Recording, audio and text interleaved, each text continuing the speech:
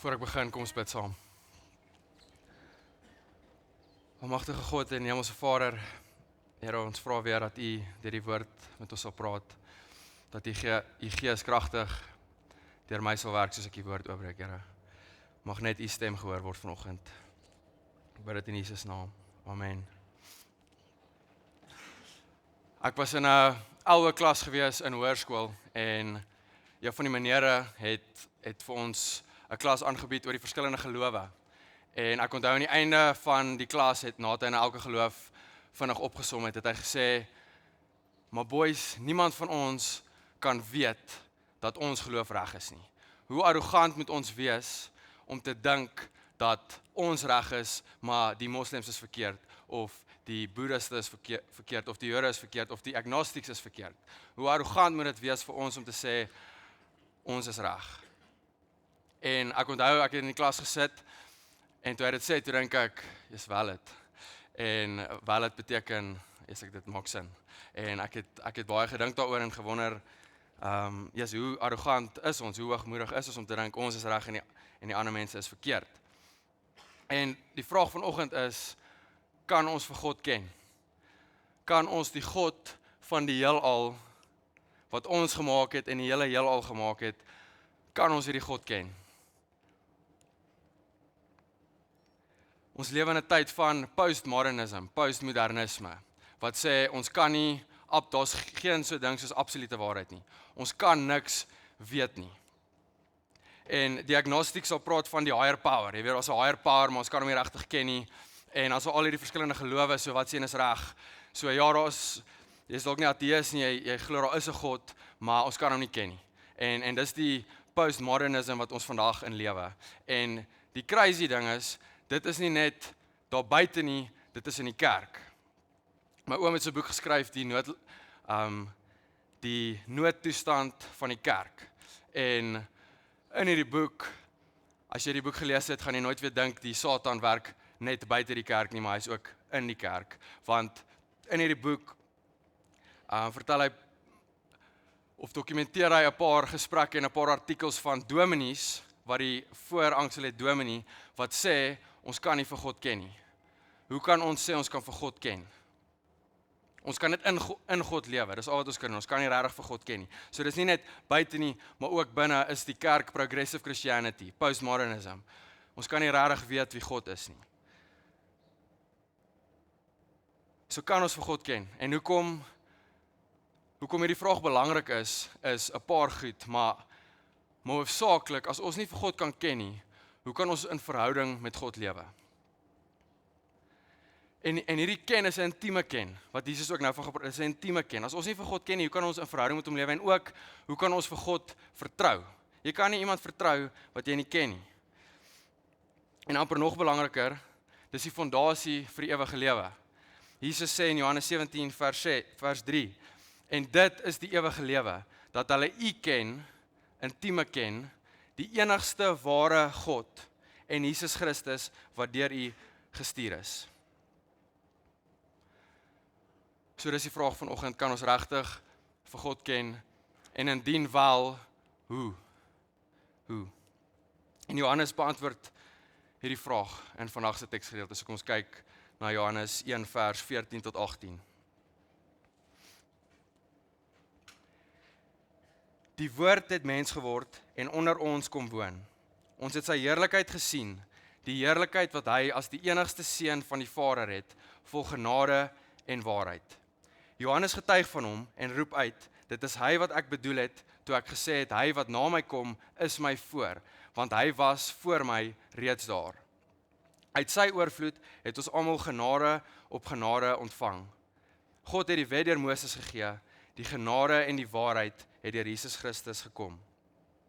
Niemand het God ooit gesien nie. Sy enigste seun, self God, wat die naaste aan die Vader is, die het hom bekend gemaak. So Johannes beantwoord hierdie vraag of ons God kan ken deur 3 waarhede oor Jesus te beklemtoon. Die eerste waarheid wat Johannes beklemtoon is, Jesus is God. Jesus is God. Kyk weer vinnig vers 14. Die woord het mens, vlees geword en onder ons kom woon. Ons het sy heerlikheid gesien, die heerlikheid wat hy as die enigste unieke seun van die Vader het. So hier is die eerste keer wat Johannes, die logos, die woord, met Jesus wat vlees geword het verbind. Daar is die eerste connection. Die woord, in die begin was die woord was eers daar, daai woord het hy connect met Jesus. En dan gaan vers 15, en hy sê Johannes, dis Johannes die doper, Johannes getuig van hom en roep uit, dit is hy wat ek bedoel het toe ek gesê het, hy wat na my kom, is my voor, want hy was voor my reeds daar. Hoe werk dit? Hoe kan Johannes sê, hy wat na my kom was voor my reeds daar? Ons weet in Lukas 1 vers 36, dat Johannes 6 maande voor Jesus gebore is. So hoe kan Jesus voor hom reeds daar wees, as Johannes 6 maande voor hom gebore is? En hierdie idee sluit aan by Johannes 1 vers 1 tot 3. Wat ek nou net hierso sê. In die begin was die woord.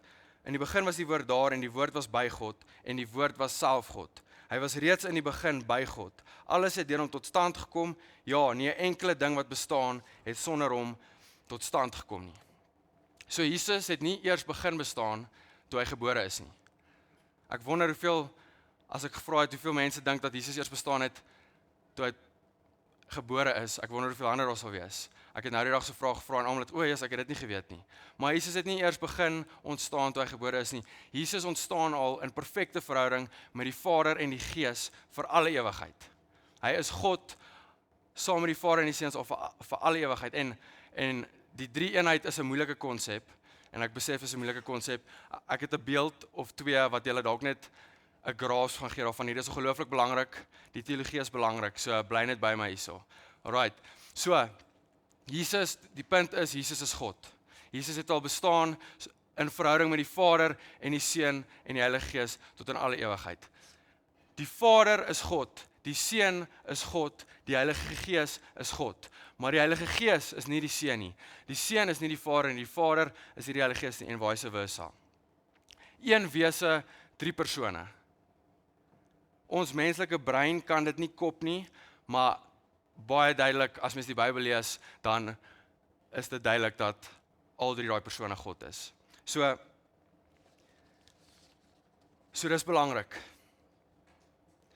En dalk net hierdie is 'n illustrasie. Dis nie 'n perfekte illustrasie nie, want daar's baie heresies wat gekom het van sekere views oor Jesus, maar hier is net 'n illustrasie om mense dit bietjie meer te help verstaan, okay? So dink aan water, vloeistof en gas.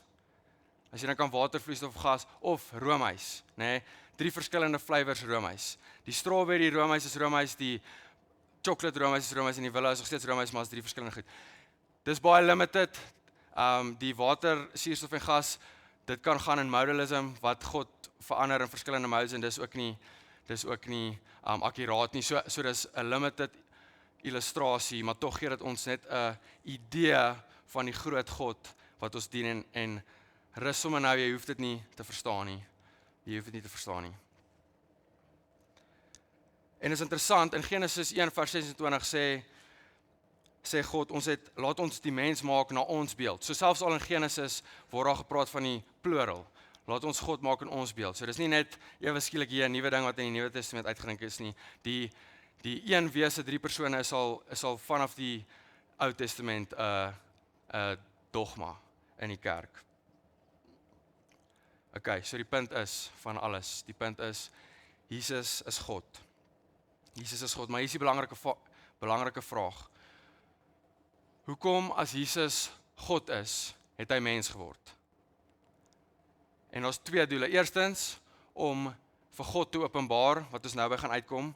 En tweedens, sodat hy kon sterf aan die kruis, om vir ons sondes te betaal. Lees saam Filippense 2, vers 6 tot 8. Hy wat in die gestalte van God was, het sy bestaan op God gelyke wyse, nie beskou as iets waaraan hy hom moes vasklem nie. Maar hy het homself verneder deur die gestalte van 'n slaaf aan te neem en aan mense gelyk te word. En toe hy as mens verskyn, het hy homself verder verneder. Hy was gehoorsaam tot in die dood, ja, die dood aan die kruis. So Jesus het mens geword, sodat hy in mense se plek kon sterf. Hy het homself verneder en in volle afhanklikheid deur die Gees laat lei. Maar hier is die belangrike ding, hy het nooit ophou om God te wees nie. Dis crucial. Hy het nooit opgehou om God te wees. Die Kolossense 2 vers 9 sê, in hom, in Jesus, is die volle wese van God beliggaam. En hoekom sê ek dis belangrik, dat hy nooit opgehou het om God te wees nie? Hoekom is dit belangrik? Hoekom is dit belangrik? Dis crucial. Ek weet hier is nou baie diep teologie, dis crucial. Ons sonde is teen 'n heilige en ewige God. Ons sonde is teen 'n heilige en ewige God. Daarom het ons 'n offer met oneindige waarde nodig. Geen mens kan daai offer van oneindige waarde provide nie. Geen mens nie, net Jesus die Godmens kon dit doen.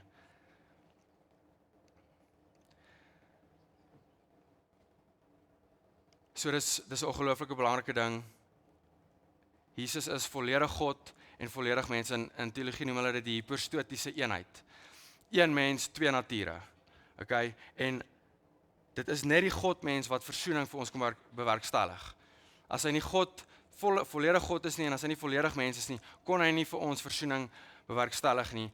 En soos Dr. Nanneken, my Liberty professor, een keer gesê het, if you try and understand it, you will lose your mind. But if you deny it, you will lose your soul. If you try and understand it, you will lose your mind, but if you deny it, you will lose your soul. Hoekom gaan jy jou siel verloor as jy nie glo dat Jesus is wie hy gesê het hy is nie, dat Jesus die Godmens is nie? Dit is die belangrikste vraag wat ons kan vra. En dis hoekom teologie so belangrik is, want ons geloof is in die Jesus van die Bybel. Ons geloof is nie in 'n Jesus wat ons opgemaak het nie. So die Bybel het vir Jesus baie duidelik define. Hy het homself openbaar, baie duidelik wie hy is. En as ons sê ons word deur geloof gered en nie deur werke nie, dit is 100% so. Maar geloof in Jesus as Here, geloof in wie Jesus gesê het hy is. So dis hoekom teologie ongelooflik belangrik is. As ons teologie af is, dan gaan ons verkeerd gaan met Jesus. En soos Alistair Beck sê, if the church goes wrong with Christ, the church goes wrong with everything. Meeste kulte wat ontstaan uit, as jy dink aan die Jehovah's Witnesses, Mormonism, dit ontstaan uit 'n verkeerde teologie oor Jesus. Of hy is nie volledig God nie, of hy is nie volledig mens nie. En nou ook in die kerk is daar dominees wat sê Jesus het nie werklik opgestaan uit die dood nie. Dit was net dis net simbolies en so hier is ongelooflik belangrik dat ons die teologie van Jesus reg het. Want ultimately het dit ewigheidswaarde vir my en jou siel.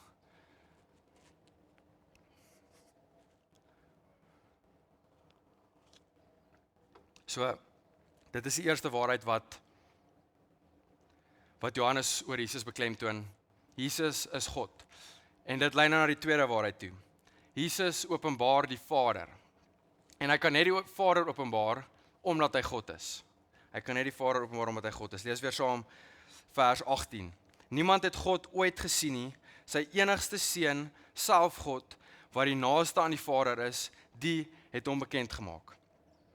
So niemand het al ooit God die Vader in 'n direkte en volle sin gesien nie. Selfs in die Ou Testament sien ons net gedeeltelike openbarings van God se heerlikheid. Nog nooit in 'n direkte en volle manier nie. By die brandende doringbos waar God vir Moses gesien het, waar God aan Moses verskyn het deur die engel van die Here. Meeste teoloë stem saam dat daai engel van die Here, dit is Jesus voordat hy mens geword het. So dit was nie die Vader se gesig hier, dit was Jesus. En hoekom weet ons dit? Hoekom weet ons dit was nie die Vader in sy volle heerlikheid nie? Kyk wat sê Eksodus 33 vers 18 tot 23. Bly by my vandag, ek weet ons baie teologie, bly by my. Vers 18, Moses sê toe, toon asseblief u heerlikheid aan my. Maar hy het geantwoord, ek sal al my goedheid reg voor jou laat verbygaan en ek sal self die naam die Here uitroep. Ek is genadig oor wie ek genadig wil wees en ek ontferm my oor wie ek my wil ontferm. Hy het verder gesê, jy kan nie my gesig sien nie, want 'n mens kan my nie sien en bly leef nie. Toe sê die Here, hier is 'n plek by my, waar jy kan gereed staan op die rots. Wanneer my heerlikheid dan verbygaan, sal ek jou in die rotskeer sit, en ek sal jou met die palm van my hand toehou, totdat ek verby is. Dan sal ek my handpalm wegneem, en jy sal my van agter sien, maar my gesig mag nie gesien word nie. So Johannes wat hier sê, niemand het al ooit God die Vader gesien nie, bevestig net eintlik wat die skrif regdeur vir ons leer. Niemand kan die gesig van die Vader, sy volle heerlikheid sien en bly staan nie. Ons sal consumed word. So, en dan kyk wat sê Johannes verder in vers 6, Johannes 6 vers 46. Dit wil nie sê dat iemand anders al die Vader gesien het nie, net hy wat van God afkom, hy het die Vader gesien. So niemand het al ooit die Vader gesien nie, behalwe Jesus. Wat een is met die Vader, soos Johannes 3 vers 30 sê. Jesus sê ek en die Vader is een, en hy is ook naaste aan die Vader. Slegs hierdie Jesus het vir God die Vader gesien, en is hierdie Jesus wat God die Vader aan ons openbaar. En hoe doen hy dit? Hy doen dit deur mens te word en onder ons te kom woon. Onder ons te kom woon. Daai woon in die Grieks beteken tent op te slaan. En waarna verwys dit? Dit verwys na God se teenwoordigheid by Israel, by die tent, toe hulle die tent opgeslaan het en by die tempel. Dis waarna dit verwys. So, dit wil sê, net soos God in die tabernakel en tempel teenwoordig was by Israel, so het hy in die persoon van Jesus by ons kom woon. En deur dit te doen, het hy die onsigbare God sigbaar gemaak. So as jy wil dink aan 'n beeld, Jesus is die venster. En hy is die venster wat die onsigbare God, die onsigbare Vader sigbaar maak. Kolossense 1 vers 15 sê, hy is die beeld van die onsigbare God. En omdat hy die beeld van die onsigbare God is, kan Jesus sê, in Johannes 14 vers 9, wie my gesien het, het die Vader gesien. So Jesus letterlik doen net en sê net wat die Vader sê. Ek weet nie of julle al ooit vir Pieter ontmoet het nie. Pieter is Fred se seun. Pieter en Fred loop presies dieselfde. Daar is nie 'n verskil 'n bietjie oor hoe hulle loop nie. En dis daai idee dat die seun net doen en sê in die perfekte manier wat die Vader doen en sê.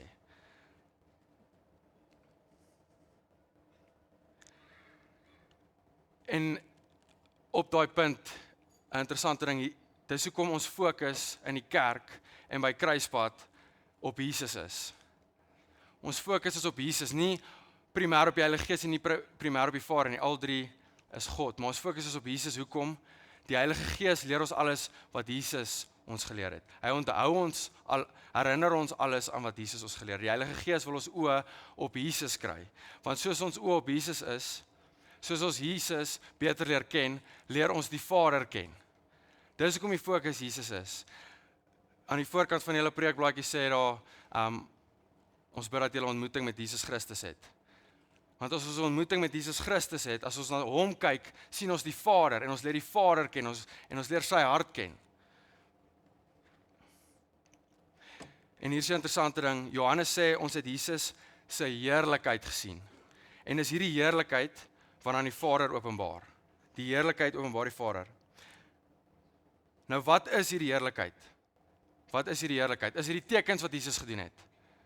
Is die heerlikheid Jesus se tekens? Nee, dit kan nie wees nie, want baie mense het sy tekens gesien en nie tot geloof gekom nie.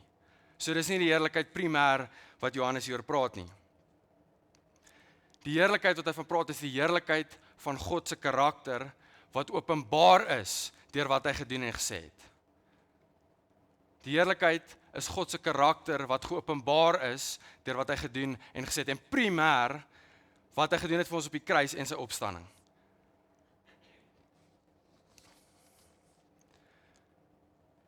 So dis punt 2. Jesus openbaar die Vader deur die heerlikheid van sy karakter te openbaar. Maar nou is die vraag, wat is die heerlikheid van God se karakter? En dit lei ons na die derde waarheid wat Johannes oor Jesus beklemtoon. Jesus is vol genade en waarheid. Jesus is vol genade en waarheid. En die eerste keer toe ek deur my teks lees vir die preek, voor kommentaar en voordat jy dieper gaan, het ek gedink, genade en waarheid is amper 'n idee van liefde en waarheid, soos hy kom en hy vergewe ons sondes en hy so lief vir ons en hy wil verhou met ons lewe, maar ook hy bring waarheid, ons is geskei van God en ons sonde is ernstig, dis half dit en dit is verseker dit, maar dit is soveel dieper as dit. En dit was die awesomeste ding hierdie laaste paar weke, hoe dieper ek in hierdie gaan het om te sien hoe die heerlikheid van hierdie gedeelte ook uitgekom het. Lees gou weer saam vers 14 en vinnig 16. Vers 14 sê die woord het mens geword en onder ons kom woon. Ons het sy heerlikheid gesien, die heerlikheid wat hy as die enigste seun van die Vader het, vol genade en waarheid. Vers 16, uit sy oorvloed het ons almal genade op genade ontvang. God het die wet deur Moses gegee, die genade en die waarheid het deur Jesus Christus gekom. So hierdie heerlikheid wat Johannes van praat, is die heerlikheid van God se karakter van genade en waarheid. Sy karakter van genade en waarheid. Ons gaan nou dieper gaan in daai genade en waarheid. Wat beteken dit? Want dit sluit direk aan. Dis awesome, jy moet nooit die Ou Testament en die Nuwe Testament. Dit is die awesomeste ding as die twee saamkom. Okay? Hierdie heerlikheid sien ons in Eksodus 34. Dit sluit direk aan by die heerlikheid wat Moses gevra het om te sien in Eksodus 33 en wat God toe aan hom bekend gemaak het in Eksodus 34. So ons het nou net gelees oor die heerlikheid van God wat Moses voorgevra het in Eksodus 33, so rukkie terug. Nou is hierdie God wat sy heerlikheid aan Moses wys.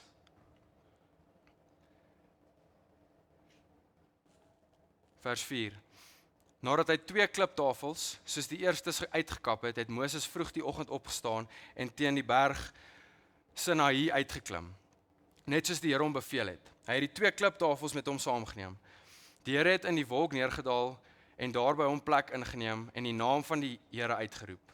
Die Here het reg voor hom verbygegaan en uitgeroep: Die Here, 'n barmhartige en genadige God, geduldig, oorvloedig in troue liefde en waarheid.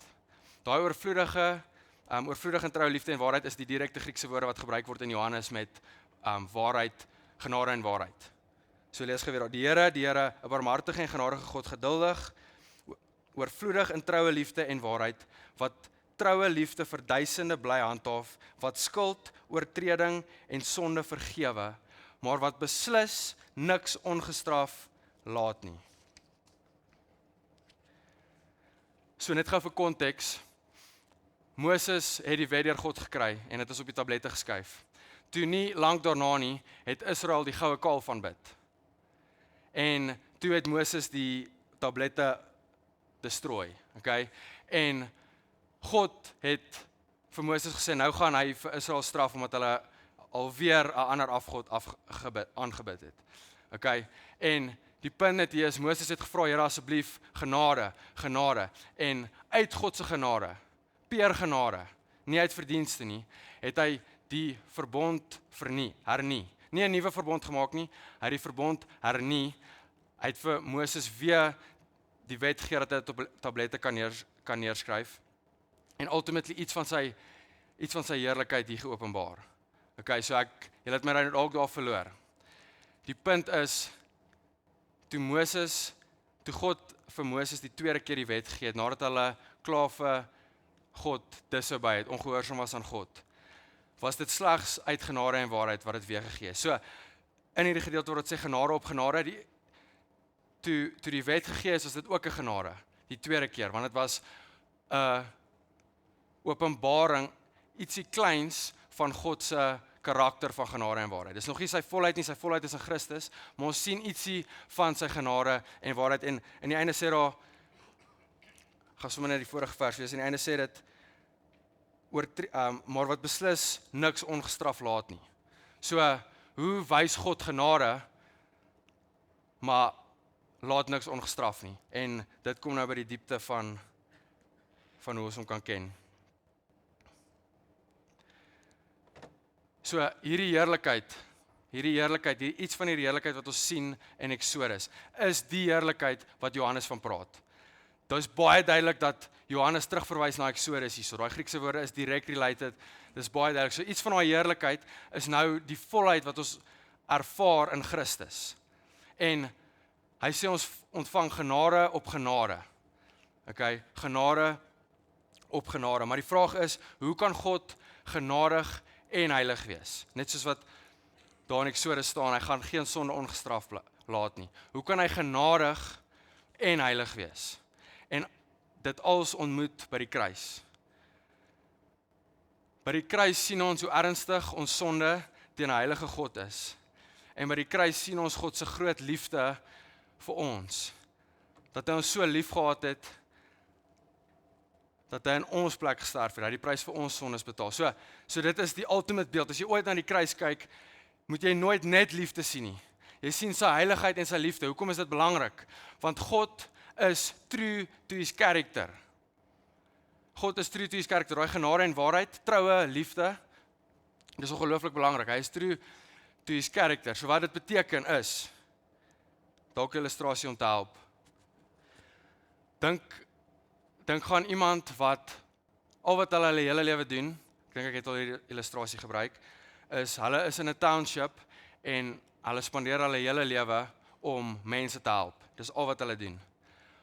Maar een keer in hulle lewe het hulle iemand doodgemaak. Okay, as daai persoon voor 'n judge staan, voor 'n goeie, righteous, regverdige judge staan. En daai judge sê vir hom, ag man, jy het jou hele lewe net goeie goed gedoen. Alles was om mense te help en dit was net goed, maar jy het een keer iemand doodgegaan, moenie worry nie, ons laat jou gaan, dis okay. Is daai 'n goeie judge? Is dit die God wat ons wil hê? Daai is dis ongelooflik belangrik. God kan nie, hy is true to his character, hy kan nie net sonde laat gaan nie. En die manier hoe hy ons kan vergewe, die manier hoe hy genade op genade aan ons kan wys, is deur iemand in ons plek te kruisig, vir die sonde wat ons verdien. Ag, vir die punishment wat ons verdien, vir ons sonde. So dis nie net 'n wishy-washy grace nie. Hierdie grace is betaal deur die bloed van Jesus. Dis betaal deur die bloed van Jesus en is die enigste manier hoe hy nog steeds God kan wees, heilig kan wees, regverdig kan wees en genadig kan wees. Dis die enigste manier. Anders is hy net 'n God wat dan gaan 'n man net Hitler laat gaan want Hitler het ook 'n paar goeie goed gedoen. En nou sê hy jy's nie Hitler nie. Ons vergelyk onsself altyd met 'n heilige God, nooit met onsself nie. So die kruis is die awesomeste beeld van God se heiligheid, wat hy in stand hou, hy bly true to his character, maar hy wys ook genade, dit is die awesomeste beeld van dit. En is interessant, mense sal baie keer sê, jy weet, die Jesus van die Ou Testament is nie die Jesus van die Nuwe Testament, die God van die Ou Testament is kwaad en condemning, en Jesus het gekom om genade te bring. Nee, net soos wat ons hier in Eksodus gelees het, Jesus is dieselfde. Ons het hier in Eksodus gelees, God kan nie net sonde ongestraf laat nie. Jesus kan ook nie net sonde ongestraf laat nie. Dis hoekom hy gekom het. Dis nie wishy-washy genade nie. So die Jesus van die Ou Testament, selfe Jesus, selfe God, oud en nuut, selfe God. Ons wil daai God hê, want hy's true to his character, hy's regverdig, hy's goed en hy's genadig. Jy wil nie een van daai twee nie hê nie. So ons moet ophou bang wees om, ons aanbid die God van die Ou Testament. Dis daai karakter, daai heerlikheid van daai karakter wat openbaar word. So, dit wil sê, die punt, die heerlikheid wat Johannes van praat hier, is die heerlikheid van God in die lig van die evangelie. Dis die heerlikheid van God in die lig van die evangelie. En hier is die ding, die wat regtig sy heerlikheid gesien het tot geloof gekom. Dis nie net al die ander mense wat sy heerlikheid gesien het, sy tekens gesien het, en baie van hulle wat nie tot geloof gekom het nie. Die wat regtig hierdie heerlikheid van die kruis gesien het, en wat Jesus vir ons gedoen het, dies wat het gesien het tot geloof gekom. Lees gesaam 2 Korintiërs 4 vers 1 tot 6. Amper daar, ons is baie amper klaar. Ek weet dis warm, amper daar. 2 Korintiërs 4 vers 1 tot 6. God het hom oor ons ontferm en hierdie bediening aan ons opgedra. Daarom word ons nie moedeloos nie. Ons vermy praktyke wat nie die lig kan verdra nie en waaroor ons sou moes skaam. Ons gaan nie met bedrog te werk nie en ons vervals nie die woord van God nie. Inteendeel, ons maak die waarheid openlik bekend en beveel onsself so by elkeen wat voor God 'n eerlike gewete het. Hierso. As die evangelie wat ons verkondig tog nog met 'n sluier bedek is dit bedek net vir die wat verlore gaan. Hulle is die ongelowiges wie se verstand deur die god van hierdie wêreld verblind is, sodat hulle die lig van die evangelie nie kan sien nie. Dit is die evangelie van die heerlikheid van Christus, wat die beeld van God is. Ek kry hoendervleis, dit is ongelooflik hoe die skrif connected is. Ons verkondig nie onsself nie, maar Jesus Christus as die Here en onsself as julle dienaars ter wille van Jesus. God wat gesê het, laat daar lig skyn uit die duisternis, het ook in ons harte 'n lig laat skyn om ons te verlig met die kennis van die heerlikheid van God wat van Jesus Christus uitstraal. So ons almal word gebore en die heerlikheid van God is voor ons in die lig van die evangelie, in die lig van die kruis, maar ons het 'n sluier.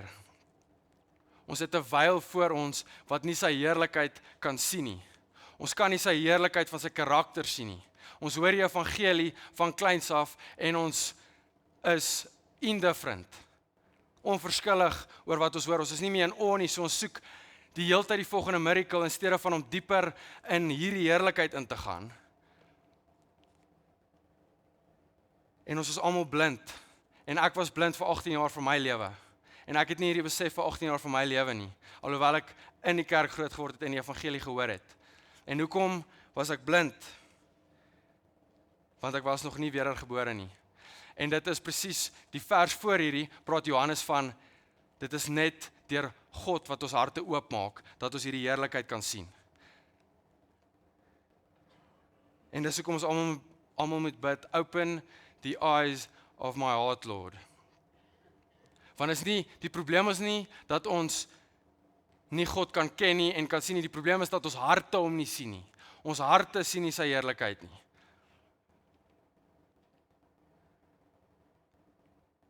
So, die vraag vanoggend, kan ons vir God ken? Ja, ons kan vir God ken, hy het homself openbaar, gedeeltelik in die Ou Testament, maar in volheid in sy seun. En ons het sy karakter gesien van genade en waarheid.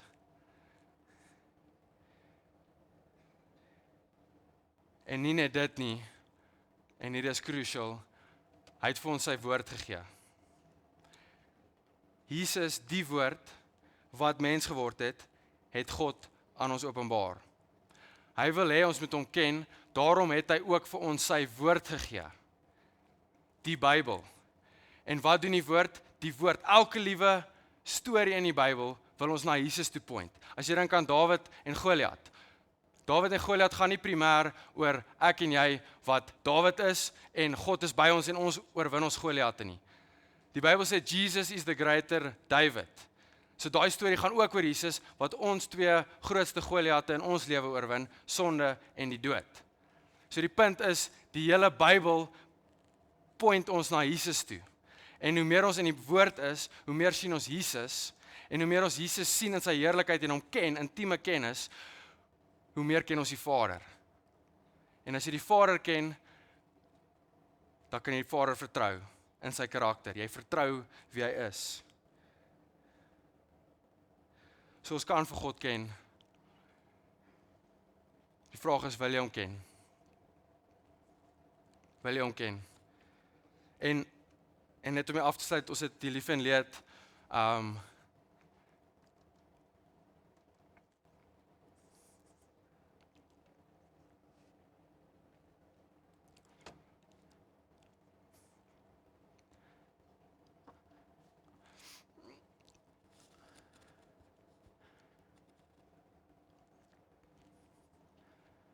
ons dan kan Lizal en JP hulle ook en Elsje en Albert se pa is my oom, my ma se broer. En ek dink net vanoggend toe ons sing, as jy nie vir God ken nie, as jy hom nie ken nie, dan het jy geen hoop as iets soos hierdie gebeur nie. Jy het geen hoop nie. En ons huil, maar ons huil nie sonder hoop nie, want ons ken vir God, ons ken sy karakter. En oom Meyer ook. Dit beteken nie dat hy seer nie, maar ons ken hom. En jy is dalk nie nou siek nie, en jy het dalk nie nou pyn nie, dalk het jy, en jy kan vereenselwig met ons, maar dalk het jy dit nie nou nie. It's coming for all of us. Elke liewe een van ons gaan hierdie ervaar. En as jy nie God ken nie, dan gaan jy nie reg wees vir hierdie nie. So hoeveel tyd spandeer ons op ander goed, in steede van om God se woord te wees, sodat ons kan ken. Ons is so besig met duisende goed, en ons maak verskoning hoekom ons nie in die woord is nie, maar as ons hom ken, gaan ons hom kan vertrou in die moeilikste tye van ons lewe. So ek los ons met dit, en ek praat met myself. Ons kan vir God ken, hy wil hê ons moet hom ken, hy het homself openbaar aan ons, en deur sy genade wat ons oë oopmaak, en sy heerlikheid sien, is ons geroep nie, ons het die voorreg om in sy woord te wees, en al hoe meer, en al hoe dieper sy heerlikheid te sien. En ons hoef nie miracles gebeur, as jy 'n verhouding met die Here lewe, gaan jy miracles sien deur elke liewe dag se gesprek. Maar jy chase nie dit nie, jy chase dieper en dieper van die heerlikheid van God. En hoe dieper jy in hom gaan, hoe liewer word jy vir hom, hoe meer vertrou jy hom, hoe meer gaan jy hom ken. Amen.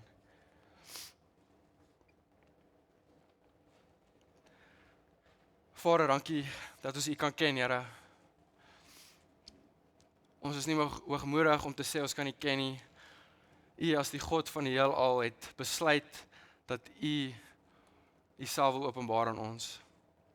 Dankie vir Jesus wat mens geword het, dat ons U heerlikheid kon sien, Here, vol genade en waarheid. Dankie vir U woord wat na Jesus toe wys, Here. Dankie dat ons in diepte kan groei van ons kennis en ons net liefde vir U, Here, soos wat ons in die woord is, soos wat ons mediteer en nag en dag oordink oor die woord, Here. Voordat ek dink aan, as er enigiemand hier sit vanoggend, wie sy oë nog nie oop gegaan het vir die heerlikheid van die evangelie van Christus nie, dat U hulle sal laat weer erbaar word, Here. Bring lewe, maak ons oë oop, asseblief, Vader. En vir die van ons wie sy oë oopgemaak is, Here, mag ons nooit vergeet die heerlikheid van die evangelie nie en die hoop wat ons in U het nie. Ons bid dit in Jesus naam. Amen.